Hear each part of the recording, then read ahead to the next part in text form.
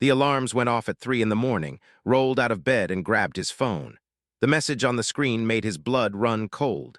Unknown alien vessel had entered Earth's orbit.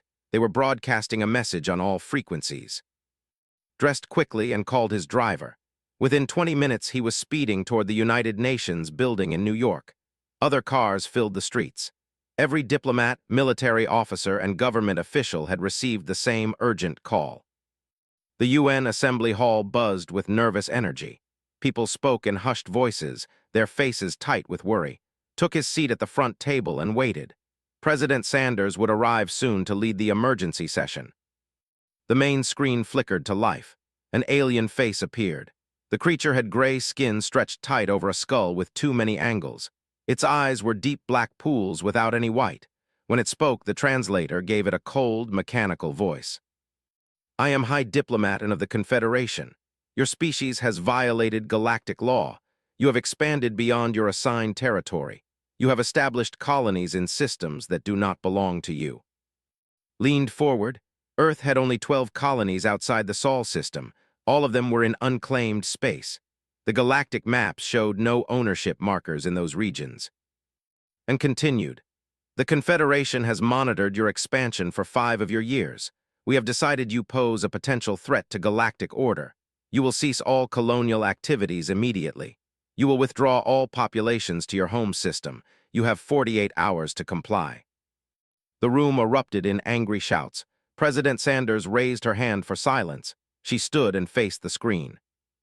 High Diplomat N, we have established our colonies in unclaimed space. We followed all galactic protocols we were aware of. We seek peaceful relations with all species. N's face twisted into what might have been a smile. Your ignorance of the law is not an excuse. The Confederation has ruled this galaxy for 10,000 years. We decide which species may expand and which must remain contained. You will obey or you will face corrective measures. And if we refuse, President Sanders asked calmly, then we will force compliance. We have observed your capabilities. Your technology is primitive. Your weapons are outdated. Your defenses are weak. Do not mistake our patience for weakness. Accept our terms. The screen went dark. The assembly hall exploded with voices. Some called for immediate military action. Others demanded more time to negotiate, sat quietly thinking. He had dealt with aggressive negotiators before, and showed all the signs of someone who believed himself superior. That kind of arrogance could be dangerous, but it could also be useful. Admiral Brandon Hayes appeared at shoulder. The old military man had a grim expression. They scanned our orbital platforms, the civilian stations, and the basic defense grid. That's all they saw. Understood immediately. They don't know about the rest. No, they think we're helpless. Brandon's eyes gleamed. Should we correct that assumption? Not yet. Let them think they have the advantage. I'll request a face-to-face meeting. We need to buy time. Brandon nodded and walked away. Watched him go. The Admiral would be making calls, sending coded messages, preparing things that needed to be prepared. The military had spent decades building capabilities that few people knew about. Today might be the day those secrets came to light. President Sanders called to her private office. Dr. Amy was already there. The scientist looked tired but alert. She had been analyzing the transmission. What do we know about them? President Sanders asked. Amy pulled up data on her tablet. The Confederation controls approximately 40 star systems. They're an old empire, very set in their ways. They've forced at least 6 other species to submit to their authority in the past century. They use overwhelming force combined with psychological intimidation. How strong are they militarily? Asked. Strong, but not as strong as they pretend. They rely heavily on their reputation. Most species surrender before any real fighting begins. Amy scrolled through more data. Their technology is good but not exceptional. They haven't innovated in centuries. They just use the same tactics that worked before. President Sanders stood and walked to the window. Below, the city continued its normal rhythm. People had no idea their world stood on the edge of something big. Set up the meeting with an, be diplomatic, be respectful, but make it clear we will not simply surrender. And if he threatens us again? Asked. The president turned and her expression was ice. Then we show them who they're really dealing with. Sent the request for a meeting within the hour. To his surprise, and accepted immediately. The alien diplomat agreed to come down to Earth in 2 days. He would bring his security team and expect a formal presentation of Earth's surrender terms. That evening stood on the roof of the UN building with Admiral Brandon. The stars were just becoming visible in the darkening sky. Somewhere up there, the ship waited. It probably had weapons aimed at major cities, ready to strike if Earth refused to obey. "Are we ready?" asked quietly. Brandon smiled, but there was no humor in it. "We've been ready for years. We just never had a reason to show anyone. They think they're the big threat in this neighborhood. They're about to learn they're very wrong." "How many ships can we mobilize?" "More than enough, but it's not just about numbers, it's about what those ships can do." Brandon looked up at the stars. "We learned from every piece of alien technology we ever found. We studied it, broke it down, and built something better. They have been using the same weapons for 1,000 years. We've been innovating every single day." Thought about the colonies. Families lived there. Children played in the streets of New Seattle and City. They depended on Earth to protect them. They wanted to uproot all of them, force them back to an overcrowded home world, all because some ancient empire decided humans didn't have the right to spread among the stars. "We can't let them push us around," said. "We won't," Brandon replied. 2 days from now, his shuttle landed on the UN Plaza at exactly noon, watched from the window as the craft settled onto the concrete pad. It was a sleek vessel, all sharp angles and dark metal. Impressive, certainly, but not as impressive as the aliens probably thought. The shuttle door opened, and emerged first, his tall frame casting a long shadow. Behind him came 4 guards, each carrying weapons openly. The message was clear. They didn't fear humanity enough to come unarmed. Met them at the entrance with President Sanders and a small security detail. The human guards carried no visible weapons, but knew they were far from defenseless. Each wore a thin bracelet that could project a personal shield in milliseconds. The technology came from studying a crashed alien probe 15 years ago. They had no idea such devices existed. "Hi, Diplomat, and welcome to Earth," President Sanders said smoothly. And looked down at her. He stood nearly 7 feet tall. "I do not come for pleasantries, I come for your surrender." "Then let us talk." President Sanders gestured toward the building. "We have prepared a conference room." They walked through the halls in tense silence, noticed how the guards studied everything with suspicious eyes. They were looking for weapons, for defenses, for any sign of military capability. They would find nothing obvious. Earth had learned to hide its strength well. The conference room was large and plain. A long table dominated the center. Screens lined the walls, and took a seat at the head of the table without being invited. His guards spread out behind him. "I will present the terms now," and announced. He activated a device on his wrist. One of the wall screens lit up with text in both English and symbols. "You will withdraw all colonies within 30 days. You will cease all space exploration beyond your moon. You will provide yearly tribute of resources to the Confederation. You will submit all new technology for approval. You will accept a Confederation overseer to ensure compliance." Read through the list. Each demand was more outrageous than the last. They wanted to turn humanity into servants. They wanted to cage Earth's entire species inside one solar system. President Sanders sat calmly, her hands folded on the table. "And if we refuse these terms?" And touched his wrist device again. New images appeared. Burning cities, destroyed space stations, fleeing populations. "This is what happened to the when they refused. This is what happened to the... This is what happened to 4 other species who thought they could defy the Confederation." He leaned forward. "Your orbital defenses are weak. We counted 23 platforms. We have weapons that can destroy all of them in minutes. Your largest warship has the firepower of one of our escort vessels. You have no chance in a fight. Accept the terms." President Sanders looked at. He saw the question in her eyes. He gave a small nod. It was time. "Hi, Diplomat, and we appreciate you sharing your perspective," President Sanders said carefully. "However, I believe you are operating under some mistaken assumptions about Earth's capabilities. Before we discuss terms, we would like to offer you a demonstration." Anne's face twisted in what might have been amusement. "A demonstration of what? Your primitive rockets." "A demonstration of our actual military strength." President Sanders stood. "Would you like to see what we've really been building?" For the first time, uncertainty flickered across Anne's face. Felt a small satisfaction at that. The alien diplomat had expected fear and submission. Instead, he was getting confidence. They moved to an observation room with large windows facing space. Lieutenant Brooks was waiting there with her team. She had been monitoring communications since their ship arrived.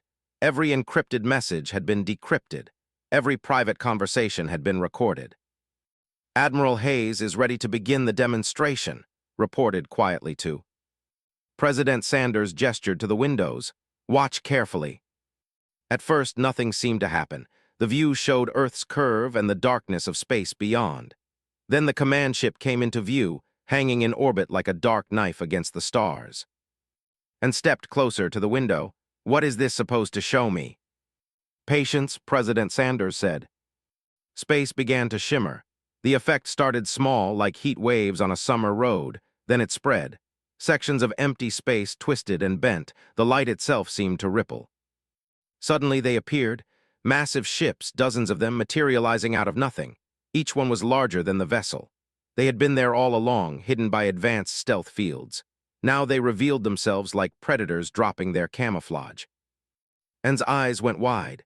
His guards rushed to the window, speaking rapidly in their own language. Didn't need a translation. He knew shock when he saw it. More ships appeared. Destroyers, cruisers, carriers, dreadnoughts. They surrounded the command ship in a perfect sphere formation. Each human vessel bristled with weapons that Earth's enemies had never seen before. This is the Earth Defense Fleet, President Sanders said calmly. What you're seeing is about 15% of our active military. The rest is stationed throughout our colonies and beyond. Admiral Brandon Hayes's voice came through the speakers. Command ship, you are surrounded. Do not power your weapons.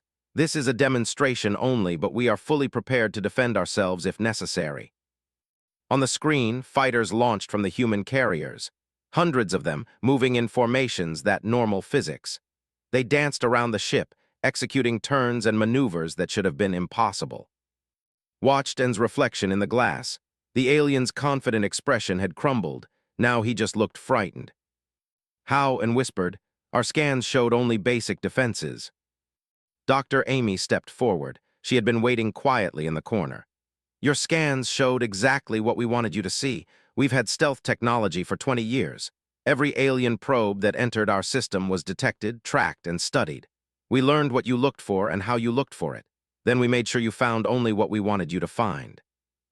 Another screen activated. It showed a detailed schematic of the command ship.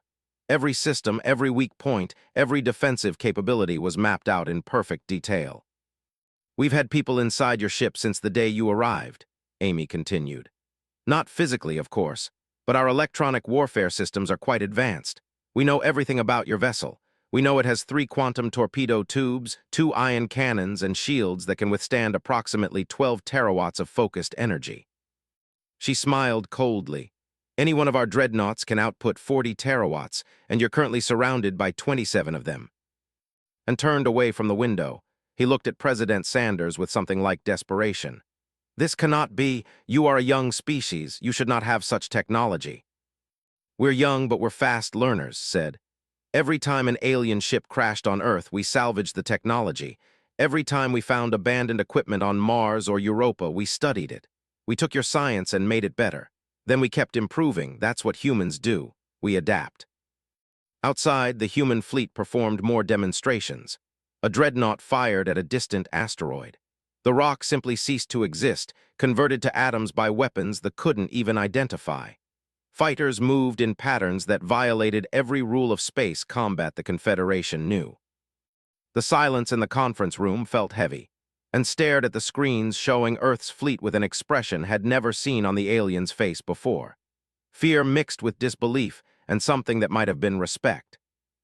Admiral Brandon Hayes entered the room. He carried a data pad and moved with the confident stride of a man who held all the winning cards. He nodded to President Sanders and took a seat directly across from him. I think we should have a more honest conversation now, Brandon said. Your fleet commander, L, is currently watching 32 human warships maintain perfect targeting locks on his vessel. Every critical system on your ship is marked. We know where your reactor core is located. We know which sections hold your crew. We even know which deck has your command center. Anne's hands gripped the edge of the table. You monitored our communications. Every single one, Brandon confirmed.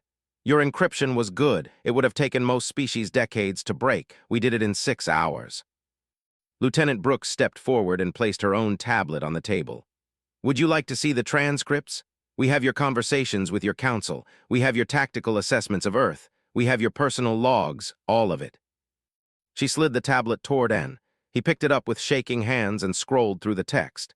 His face went from gray to almost white. Watched, knowing exactly what the alien was reading. Plans to destroy Earth's colonies if humans resisted. Discussions about taking key leaders hostage. Strategies that depended entirely on humanity being weak and unprepared. You were never in danger, En said slowly. From the moment we arrived, you knew everything. We knew enough, President Sanders agreed. We knew you brought only 3 ships. We knew you expected an easy victory. We knew you planned to make an example of us to scare other species. So we decided to make an example of you instead. Brandon activated the main screen again. This time it showed the command ship from multiple angles. Human fighters circled it like sharks around wounded prey. The massive dreadnoughts held position, their weapons' ports glowing with ready energy.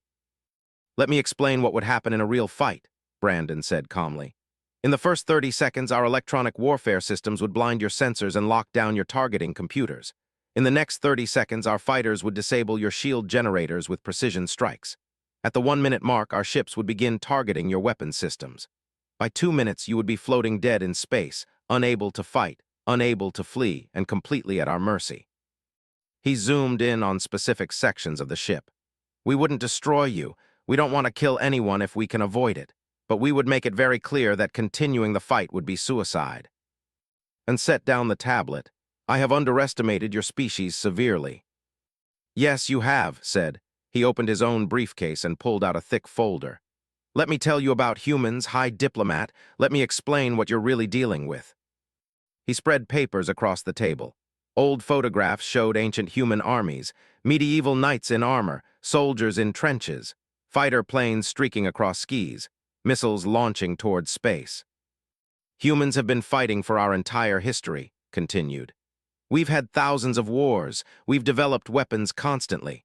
For most of our existence, the only threat we faced was each other, so we got very, very good at war. More images, atomic bombs, biological weapons, chemical warfare, electronic hacking. Watched En's eyes widen as he understood the implications. Then we reached space and found other species, said. Some were friendly, most just ignored us. A few, like the probe that crashed in Nevada, gave us new technology. We studied everything we found. We learned that we weren't alone. We learned that the galaxy had powers that could threaten us, so we prepared. Dr. Amy took over the presentation. She pulled up technical diagrams that made him lean forward despite his fear. This is a graviton cannon, Amy explained. We reverse-engineered it from a derelict ship we found near Jupiter.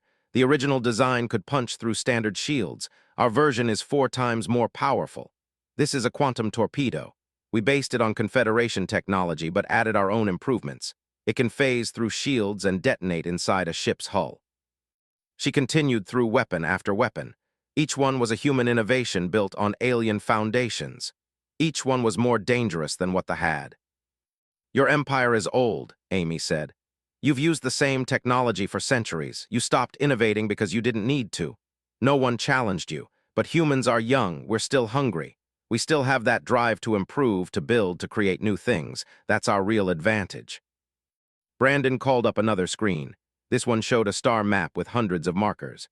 These are human ships currently operating beyond the Sol system, science vessels studying nebulas, colony ships establishing new settlements, military patrols protecting our interests. We're spread across 53 systems now. Your intelligence report said 12. En's voice came out hoarse. You've hidden your true expansion. We learned to be careful. We knew that sooner or later someone like the Confederation would notice us. We needed to be ready. Brandon tapped the screen. Most of our colonies are protected by defense platforms that make your ship's weapons look like toys. Our military installations are hidden inside asteroids and moons. We have listening posts monitoring everything within 100 light-years of Earth. You never had a chance of surprising us. Captain Palmer appeared on the video screen. He commanded one of the dreadnoughts surrounding the vessel. Admiral, we're picking up movement from the Confederation ship. They're attempting to send a faster-than-light message. Block it, Brandon ordered. Nothing leaves that ship without our permission. On the external view, energy fields visible only as faint distortions surrounded the command ship. Their communication attempt died before it could reach space. And stood abruptly. You cannot keep us prisoner. The Confederation will notice our silence. They will send more ships. Let them, President Sanders said quietly. How many ships do you think they'll send? 10, 20, 100. We have over 200 capital ships ready for battle. We have thousands of fighters. We have weapons platforms throughout this system, and we've been preparing for this confrontation for 2 decades. She stood and walked to the window. The earth turned slowly below, beautiful and blue. We don't want war, and we truly don't, but we will never surrender. We will never give up our freedom. If the Confederation wants to fight us, they'll learn the same lesson you're learning now. Humans are not prey, we're not victims, we're survivors, and we have the weapons to prove it. Commander Tyler's fighter squadron performed another display outside. They moved in formations that seemed to defy physics, executing turns at speeds that should have any pilot. They had nothing that could match that performance. How do your pilots survive those maneuvers? Anne asked. Amy smiled. Inertial dampeners. We cracked the theory 15 years ago. Your ships have basic dampeners that reduce G-forces by about 60%. Ours reduce them by 98%. Our pilots can pull turns that would kill your crews. Gathered up his papers. Here's what's going to happen now. You're going to return to your ship. You're going to travel back to your Confederation. And you're going to tell them exactly what you saw here. Tell them that humanity has teeth. Tell them that we're stronger than they thought. Tell them that if they want peace, we're willing to talk, but it will be as equals, not as subjects. Admiral Hayes added, and tell them that if they choose war instead, we'll bring that war to their core systems. We have the ships, we have the weapons, and we have the will to use them if we must. And looked around the room at the human faces watching him, saw the moment when the alien truly understood. The Confederation had expected to find a minor species ripe for conquest. Instead, they had awakened something dangerous. They had poked a sleeping predator, and now that predator was showing its claws. I will deliver your message, and said finally. His voice had lost all its earlier arrogance. Now he just sounded tired and small. But I cannot predict how my government will respond. Then I'll make it simple for them, President Sanders said. We claim the right to exist as a free species. We claim the right to expand among the stars. We claim the right to defend ourselves from any threat. If the Confederation can accept those terms, we'll be good neighbors. If they can't, they'll discover that humans make terrible enemies. The meeting ended shortly after, and his guards returned to their shuttle in silence. As it lifted off and climbed toward orbit, stood next to Admiral Hayes and watched it go. Do you think they'll accept peace? Asked. Brandon shrugged. Depends on how smart they are. We just showed them they can't win a fight. If they're wise, they'll take the compromise. If they're proud, they'll try something stupid. 3 weeks passed before Earth heard from thee again. During that time, spent his days monitoring intelligence reports and preparing for whatever came next. The Confederation Council was meeting to discuss Earth's demonstration. Every day brought new rumors about what they might decide. Admiral Brandon Hayes used those weeks to position additional forces throughout human space. More ships took up defensive positions. Colony worlds strengthened their shields. Listening posts went on high alert. If the Confederation chose war, humanity would be ready. On the 22nd day, a new message arrived. Not from in this time, but from Supreme Counselor Ra herself. The leader of the Confederation wanted to speak directly with Earth's president. President Sanders received the transmission in a secure conference room. Stood beside her, along with Admiral Hayes, Dr. Amy, and several key advisors. They all watched as Ra's face appeared on the screen. She looked older than Anne, with deeper lines in her gray skin. Her black eyes held intelligence and calculation. This was not someone who made emotional decisions. This was someone who thought carefully about consequences. President Sanders, I have reviewed High Diplomat's report, Ra began. Her voice was measured, careful. His account of your military capabilities was quite detailed. Some members of my council believe he exaggerated due to fear. Others believe he told the truth. I would like to hear your perspective. President Sanders leaned forward. Everything reported was accurate. We have the military strength he described. We developed it over decades because we knew that eventually someone would challenge our right to exist as a free species. We hoped that day would never come, but we were prepared for it.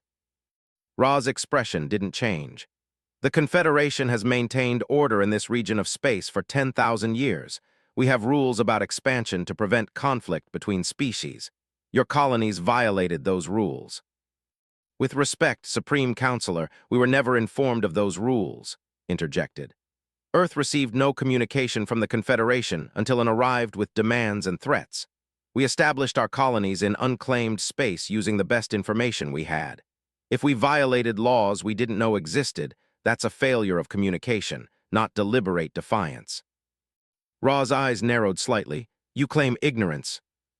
We claim that you ignored us until we became inconvenient, President Sanders said firmly. The Confederation watched us for 5 years, according to N. In that time, you never sent a diplomatic mission. You never opened channels of communication. You simply decided we were a problem and came to solve us. That's not how peaceful neighbors behave. The Supreme Counselor was silent for a long moment. Finally, she spoke again. Some on my council argue we should assemble a larger fleet. They believe your demonstration was a bluff designed to frighten us. They want to test your resolve. Admiral Hayes stepped into view of the camera. That would be a mistake, Supreme Counselor, a deadly mistake. Please allow me to show you something. He activated a second screen. It displayed sensor data from human deep space monitoring stations.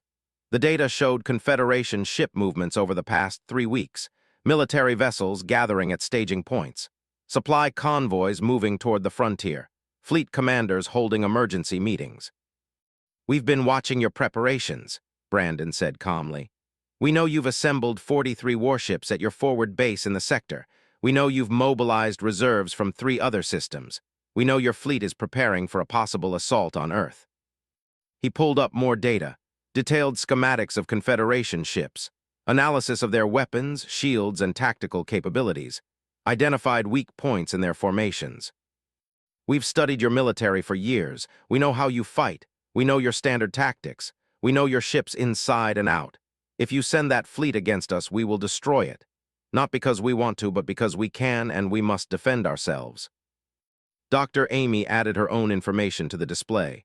Our technology has advanced beyond what one saw. Every week we make improvements. Every day our weapons get stronger, our shields get better, our ships get faster. You stopped innovating centuries ago. We've never stopped. That gap will only grow wider. Ra studied the data on her own screens, could see the calculation happening behind those black eyes. She was weighing options, considering outcomes, thinking about what war with humanity would cost her people. You are very confident, she said finally. We're realistic, President Sanders corrected. We don't want to fight you. War is expensive, destructive, and tragic. We would much prefer peace. But we will not accept peace on terms that make us subjects or prisoners. We're offering you a choice, Supreme Counselor. Accept us as equals and we can build a positive relationship, or try to conquer us and lose more than you can afford. Pulled up his own set of documents. We've prepared a treaty proposal. It recognizes the Confederation's authority in its own territory. It establishes Earth's sovereignty over our current colonies. It creates a neutral zone between our spaces. It sets up diplomatic relations and trade agreements. Both sides benefit. Both sides maintain their freedom and dignity. He transmitted the files. Look it over. Discuss it with your council. We're willing to negotiate on specific points, but the core principle is not negotiable. Humanity will remain free. Ra's fingers moved across controls on her end. She was reading the proposal in real time. Her expression revealed nothing, but noticed she spent extra time on certain sections. The trade agreements interested her. The technology exchange protocols caught her attention. The mutual defense clause made her pause. You would defend Confederation worlds from external threats, she asked. If we have a treaty, yes, President Sanders confirmed. We don't seek isolation. We want to be part of the galactic community, but we won't be its servants. Admiral Hayes brought up another display. This one showed human exploration data from regions beyond both Earth and Confederation space. There's a lot of galaxy out there, Supreme Counselor. Empty systems, unclaimed worlds, resources enough for everyone. We don't need to fight over territory. We can expand in different directions and both prosper. Commander Mitchell appeared on a side screen. She had been leading human intelligence operations throughout the crisis. Supreme Counselor, we've also detected other species monitoring this situation. The Trill Collective. They're all watching to see what happens. If the Confederation backs down, some may see it as weakness, but if you go to war and lose, that will be far worse. Better to show wisdom by choosing peace. Saw the impact of those words on Ra. She led an empire built on reputation. Every decision had to consider how it would be perceived by allies and enemies. A negotiated peace with humanity could be presented as strategic wisdom. A military defeat would destroy the Confederation's image of invincibility. There is another consideration, added carefully. Some of those other species you've forced into submission might see this as an opportunity. If you send your fleet against us and we destroy it, you'll be weakened. Other species might decide it's time to rebel. You could face multiple wars at once. Ra's eyes hardened. Is that a threat? It's an observation, replied. We have no desire to destabilize your empire, but we're not blind to the political realities. You've ruled through strength and fear. If that strength is proven insufficient, the fear will evaporate. Choosing peace with us actually protects your position. It shows you're wise enough to recognize a strong peer and negotiate rather than fight a losing war. President Sanders nodded. We're offering you a way forward that benefits everyone. Yes, it requires accepting that humans are not weak. Yes, it requires treating us as equals. But in exchange, you avoid a costly war, maintain your empire's stability, and gain a potentially valuable ally. The conversation continued for another hour. Ra asked detailed questions about the treaty terms. She probed for weaknesses in Earth's position. She tested their resolve on various points, handled most of the diplomatic back and forth, supported by President Sanders when needed. Finally, Ra sat back in her chair. I will present this to the Council. I cannot promise they will accept. Some are quite angry about your demonstration. They see it as an insult to Confederation authority. With respect, we responded to a threat, President Sanders said, and came here demanding our surrender. We showed him why that was impossible. If your council sees that as an insult rather than a reasonable response, then they're letting pride cloud their judgment. Ra almost smiled. Almost. You speak very directly for a diplomat. The time for careful words is past, President Sanders replied. We need clear communication now. Your council has a choice, peace or war, prosperity or destruction. Choose wisely because we will not yield no matter what you decide. The transmission ended shortly after. The room remained silent for a moment as everyone processed what had happened. How do you think it went? Amy asked. Loosened his tie and sat down.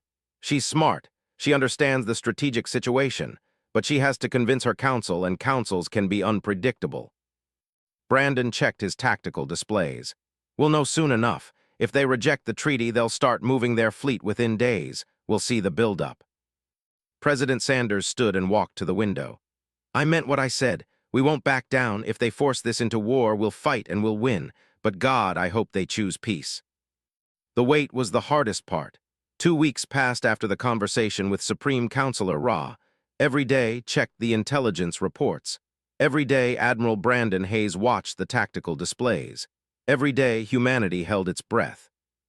The Confederation fleet remained at its staging point in the sector. 43 warships sat there, weapons powered down but ready. They hadn't moved forward, but they hadn't dispersed either. The situation balanced on a knife's edge. On the 15th day, the Confederation Council finally made its decision. The message came directly from Ra. She requested another meeting with President Sanders, and this time she wanted it to happen in person. She would travel to Earth with a small delegation. President Sanders accepted immediately, saw the wisdom in the request. Virtual meetings allowed for careful control of information. Face-to-face negotiations required trust. Ra coming to Earth was itself a statement. She was willing to place herself inside human territory. That meant something. The Confederation vessel arrived 3 days later. It was smaller than N's command ship, clearly a diplomatic transport rather than a warship. Admiral Hayes tracked its approach carefully, but no weapons locked on. This was a time for talking, not fighting. Met the delegation at the same landing pad where N had arrived weeks before. This time felt different. Ra emerged from her ship without armed guards. She brought only 2 advisors, both carrying data pads rather than weapons. Supreme Counselor, welcome to Earth, said formally. Ra looked around at the city spreading out from the UN building. Millions of humans lived and worked in those towers. Children played in parks. Couples walked hand in hand. All of it existed because humanity had refused to surrender.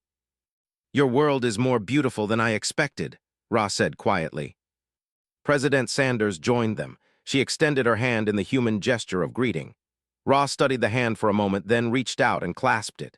The grip was careful, uncertain, but sincere. They moved inside to a smaller, more intimate conference room. No large displays, no military presentations, just a table, some chairs, and several people trying to find a path to peace. Ra opened the discussion. "My council debated your treaty proposal for many hours. Some wanted to reject it entirely. Some wanted modifications so extensive the treaty would be meaningless. Some wanted to assemble an even larger fleet and test your defenses directly." Felt his stomach tighten. This could go anywhere. "I spent those debates showing them the intelligence we gathered," Ra continued. "Not just as report. We sent stealth probes to observe your colonies. We monitored your communications. We analyzed every bit of data we could find about human capabilities." She pulled up her data pad and showed them images. Human defense platforms firing at test targets with devastating accuracy. Colony ships using engine technology the Confederation didn't have. Science vessels exploring nebulas that would kill most other species. Construction crews building habitats in conditions that should be impossible. "Everywhere we looked, we found the same thing," Ra said. "Humans pushing boundaries, humans solving problems in new ways, humans refusing to accept limitations. You are not like other species we have encountered." Dr. Amy leaned forward. "Most species in the galaxy seem to reach a point where they stop innovating. They find a comfortable level of technology and stay there. Humans haven't reached that point yet. We're still hungry to learn, to improve, to build." "Why?" Ra asked. "Why do you push so hard?" President Sanders thought for a moment. "Because we spent our entire history fighting to survive. Earth is a dangerous world. Earthquakes, volcanoes, storms, predators. For thousands of years, everything tried to kill us. We survived by being adaptable, by learning faster than our enemies, by never stopping innovation. That's in our nature now. We can't turn it off." Added, "And because we're young.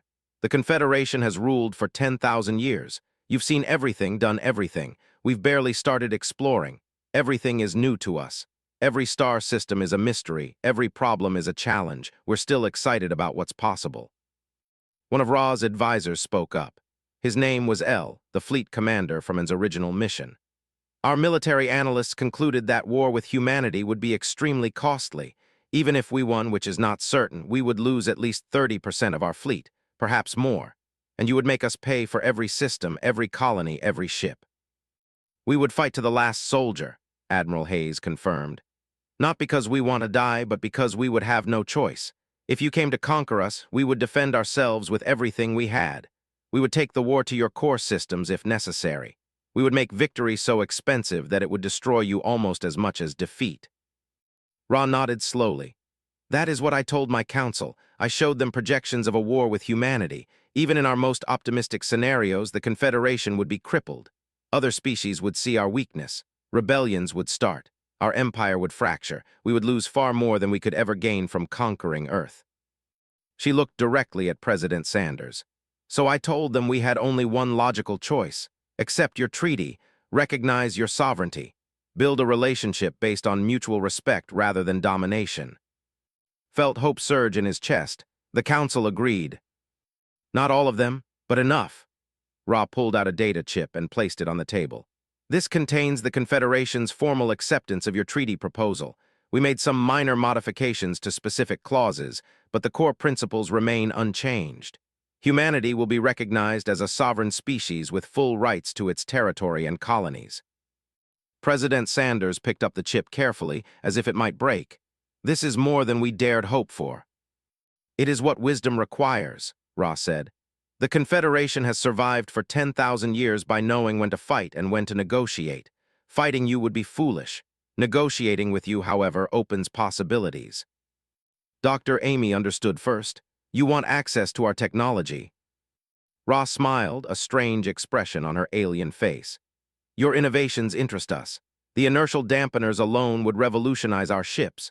Your sensor systems are far superior to ours. Your weapons technology has concepts we never considered. The treaty includes provisions for technology exchange. We have things to offer you as well." Admiral Hayes pulled up his own data pad. We've been studying Confederation technology since the first probe crashed on Earth. Your quantum communication systems are elegant. Your medical science is centuries ahead of ours. Your terraforming techniques could help us establish colonies faster. A partnership could benefit both sides. The conversation shifted from confrontation to collaboration. They spent hours discussing the details of the treaty, trade agreements, scientific cooperation, diplomatic protocols, cultural exchange. The Confederation would teach humanity about galactic politics and history. Humanity would share its fresh perspectives and innovations. Commander Greg Watson appeared on a video screen. He commanded a deep space reconnaissance group that had been monitoring the situation from the frontier. Admiral, we're picking up increased activity from multiple species. Several others. They're all watching this meeting very closely. Ra nodded. Word has spread throughout this region of space. Other species want to know what happened. Some hope the Confederation was humbled. Some fear what it means that humanity has such power. All of them are reconsidering their positions. Saw the opportunity. This treaty does more than end our dispute. It sets a precedent. It shows that the Confederation can deal with other powers as equals. Some of the species you've conquered might seek similar treaties. That possibility has been discussed, Ra admitted. Change is difficult for an empire as old as ours, but perhaps it is necessary. Perhaps the galaxy is entering a new era where cooperation matters more than domination. President Sanders stood and walked to the window. The view showed Earth's beautiful blue curve against the darkness of space. We never wanted to be conquerors. We just wanted to be free. We wanted to explore. We wanted to build homes among the stars. If this treaty gives us that, then we'll be the best neighbors the Confederation ever had. Several weeks later, stood in the same observation room where they had demonstrated human military power. This time, the view outside was different. Human ships and Confederation vessels conducted joint exercises together. They practiced communication protocols. They tested coordinated maneuvers. Former enemies learning to work side by side. And was there too. The one surrogate diplomat had returned to Earth as an actual ambassador. His experience had changed him. He spoke with more respect now. He listened more and demanded less. He had learned a lesson that would define his career: never underestimate a species just because they seem young or weak. I made a serious mistake when I came here, and said quietly. I saw a species I thought was inferior. I expected you to submit out of fear. I never imagined you would have the strength to resist or the wisdom to offer peace. Nodded. You made assumptions based on incomplete information. That's a common mistake. The important thing is that you learned from it. The Confederation learned from it. What will you do now? And asked. Now that you have your freedom and your treaty, will you be satisfied with your current territory? Smiled. Humans are never satisfied. We'll keep exploring. We'll keep building. We'll keep pushing into the unknown, but we'll do it as partners with the Confederation now, not as enemies. We'll share what we learn. We'll help defend against external threats. We'll be the allies your empire needs. Admiral Hayes joined them at the window. He pointed to one of the larger human dreadnoughts. That ship, the ECS Valiant, will be conducting patrols near the Confederation border, not to threaten you, but to defend against pirates and raiders that threaten both our territories. Captain Palmer has already established good working relationships with your fleet commanders. Ra had come to observe the exercises as well. She stood beside President Sanders, watching the ships move in careful coordination. My analysts believe humanity will surpass the Confederation technologically within 50 years. Some on my council find that frightening. I find it exciting. Perhaps you will drag us out of our stagnation. Perhaps you will remind us why innovation matters. President Sanders smiled.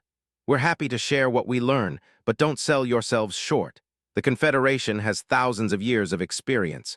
You've solved problems we haven't even encountered yet. Together, we can build something stronger than either of us could alone. Dr. Amy rushed in, her face flushed with excitement. We just finished analyzing the Confederation medical data they shared. Their cellular regeneration techniques are incredible. We can adapt them to human biology. We could extend by decades, maybe more. And we're very interested in your gravity manipulation technology, one of Ra's advisors said. It could revolutionize how we build ships and stations. Watch the two groups of scientists huddle together, already planning collaborative research projects. This was what peace looked like. Not just an absence of war, but active cooperation, building together instead of tearing each other down. A year ago, humanity had been alone among the stars, unknown to the greater galaxy, building in secret, preparing for threats that might never come. Now they were part of something larger. They had respect. They had allies. They had a future that included the stars they had always dreamed of reaching. And turned to, "What you did here, showing your power then offering peace, was remarkable. How did you know it would work?" Thought about his answer carefully. We didn't know for certain, but we understood something important about power. Real strength isn't just about having weapons. It's about knowing when to use them and when to hold back. We could have destroyed your fleet. We could have started a war, but what would that have gained us?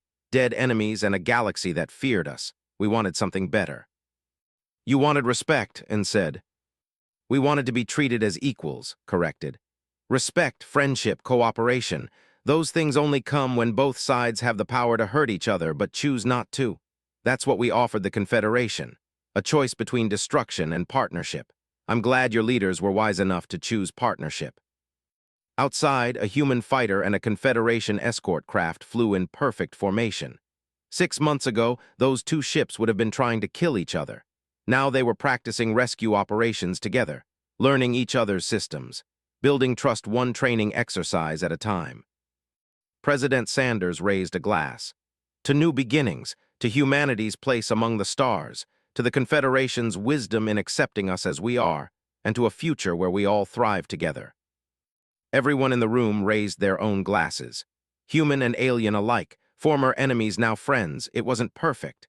There would be challenges ahead, cultural differences to navigate, old prejudices to overcome, political complications to solve, but they would face those challenges together. Looked out at the stars and felt a deep satisfaction. Humanity had demanded respect and gotten it. They had shown their teeth and then offered a handshake. They had proven that being young didn't mean being weak. That being human meant being adaptable, innovative, and strong enough to defend their freedom while wise enough to choose peace. The galaxy was watching. Other species were learning. The old order was changing. And humanity was right at the center of that change, not as conquerors but as partners, as equals, as friends to those who respected them and a warning to those who might threaten them. And it asked what humans would do now. Knew the answer. They would do what humans always did. They would explore, they would build, they would learn, they would grow stronger and wiser, and they would never, ever surrender their freedom. That was what it meant to be human. That was the message Earth had sent to the galaxy, and the galaxy had listened. Hoped so too.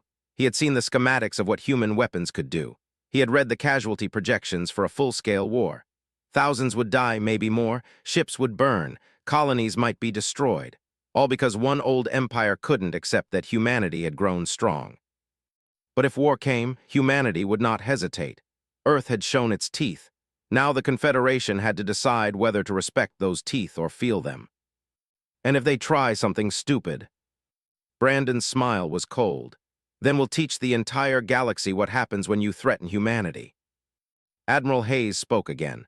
And let me be very clear, your 3 ships are here by our permission. At any moment we could disable every system you have. Your weapons, your shields, your life support. We could do it in less than 2 minutes. We're not doing that because we prefer peace, but do not mistake our preference for inability. And sank into a chair. His guards stood frozen, unsure what to do. Their weapons suddenly seemed very small and inadequate. President Sanders sat across from the alien diplomat. Now, let's talk again about those terms you presented, but this time I think we'll discuss terms of mutual respect and cooperation, as equals. Felt no joy in N's defeat. This wasn't about humiliation. It was about survival. They had come here expecting to find a weak species ready to submit. Instead, they had found something they never expected. They had found humans. And humans, as the galaxy was about to learn, did not bow to threats. Van will come down here expecting us to beg. Instead, we're going to give him a history lesson. He wants to know what humans are capable of. We'll teach him. The next 2 days passed in a blur of preparation. Diplomats rehearsed their responses. Military units moved into position. Scientists checked and rechecked their systems. The world held its breath. On the morning of the meeting, stood in front of his mirror and straightened his tie. Today would change everything. They would learn that humanity was not some primitive species to be ordered around. They would learn that Earth had teeth, and those teeth were very sharp. He walked out of his apartment into the bright morning sun. Above, invisible to the naked eye, human warships moved into position. They had no idea they were there. That ignorance would cost them dearly. Smiled grimly, let them come with their threats and their demands. Humanity had an answer prepared, and it was not the answer unexpected.